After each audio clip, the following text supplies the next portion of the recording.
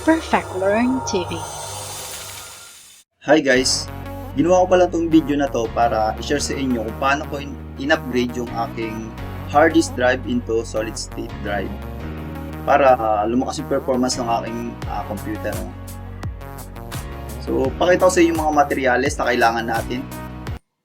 Una, syempre, dapat meron tayong solid state drive. Ito yung ipapalit natin dun sa HDD. So, dalawa lang dapat natin tandaan sa pagbili ng solid state drive. So, una yung dimension, which is dapat 2.5 inches. And yung capacity niya dapat mas malaki or kaparehas ng dating HDD. Pangalawa yung HDD or SSD enclosure with cable connector. Ito yung gagamitin natin na pang-transfer ng files mula dun sa HDD dun sa bagong SSD.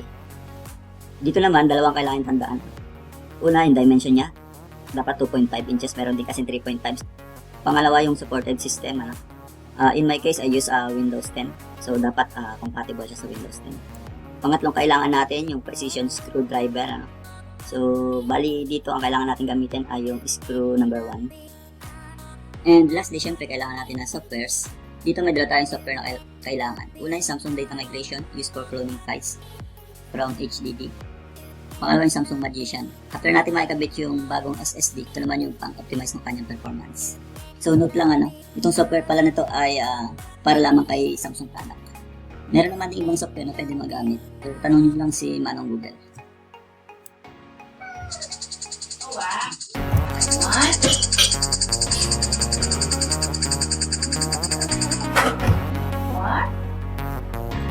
So, punta tayo sa internet browser. Then, type lang natin yung Samsung Data Migration software. Samsung.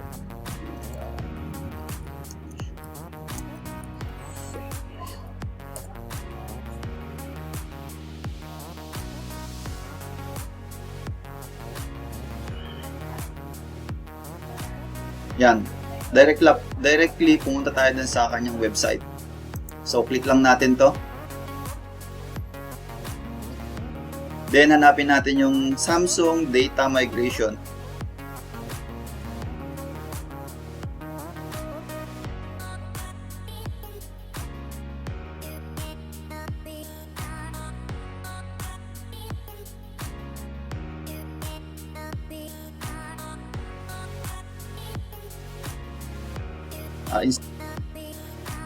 So, punta tayo dun sa dinownload nating Samsung Data Migration Setup.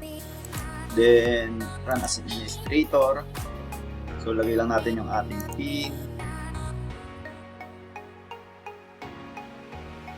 Then, choose setup language. English. Then, next. Preparing setup. So, next lang natin. Then, license agreement. So, accept the term of the license agreement. Click next. Ready to install the program. Click install.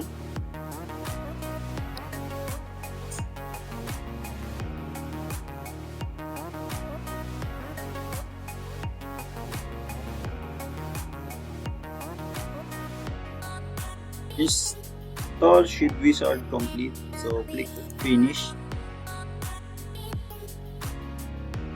So, after nating i-open, kung makikita natin, ito yung kanyang content ng Samsung Data Migration. So, meron siyang select a drive. So, which is ito yung HDD mo, hard disk drive. Then, select a target drive.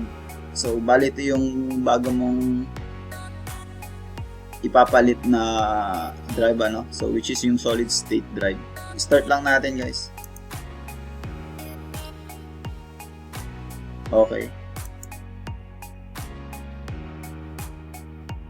So, medyo matagal to, guys, So, hayaan lang natin siya na mag-clone.